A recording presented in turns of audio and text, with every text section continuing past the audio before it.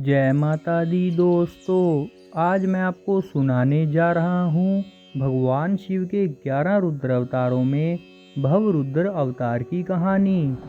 भगवान शिव के 11 रुद्र अवतारों में भव रुद्र अवतार को शिव के अत्यंत शक्तिशाली और कल्याणकारी स्वरूपों में माना जाता है। भव का अर्थ है जो समस्त सृष्टि के अस्तित्व का कारण है और जो जीवों को संसार सागर से पार कराने वाला है। भव रुद्र अवतार की कथा इस प्रकार है।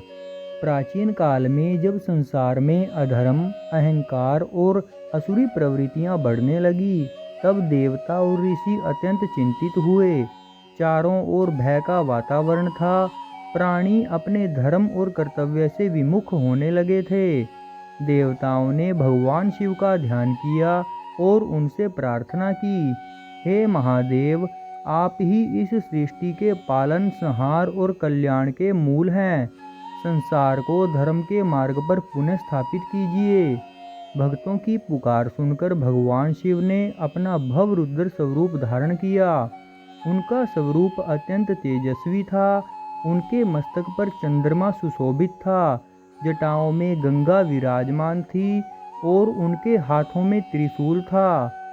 उनके प्रकट होते ही दिशाएं प्रकाश से भर उठी और दुष्ट शक्तियों का भय बढ़ गया। भव रुद्र ने देवताओं और ऋषियों को समझाया कि अधर्म का नाश केवल बाहरी शक्ति से नहीं, बल्कि मनुष्य के भीतर के अहंकार, लोभ, क्रोध और मोह को समाप्त करने से भी होता है। उन्होंने धर्म की रक्षा के लिए दुष्ट शक्तियों का दमन किया और साधु संतों तथा भक्तों को निर्भय किया।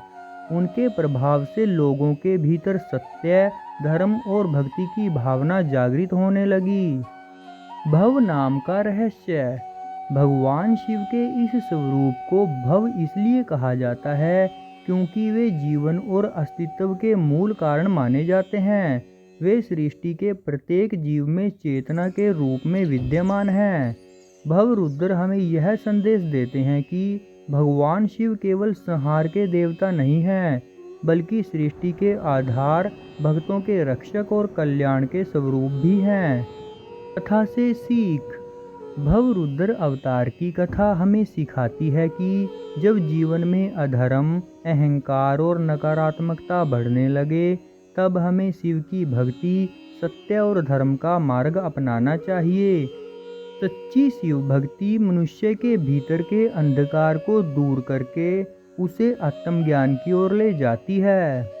तो दोस्तों, ये थी भगवान शिव के 11 रुद्र अवतारों में भव रुद्र अवतार की कथा। आपको कैसी लगी प्लीज़ लाइक, शेयर और कमेंट करके ज़रूर बताना। और मेरी आने वाली धार्मिक कहानियों को सुनने के लिए चैनल को सब्सक्राइब करना और बेल आइकन को प्रेस करना ना भूलना। जय माता दी। ओम नमो शिवाय।